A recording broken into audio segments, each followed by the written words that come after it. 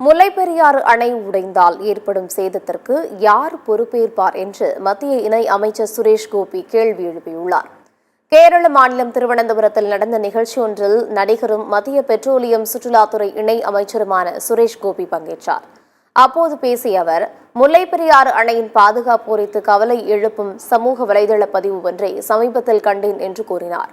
முல்லைப்பெரியாறு அணை இடிந்து விழுமா இல்லையா என்ற கேள்வி என் மனதில் இடி முழக்கம் போல நிற்கிறது என்று கூறினார்.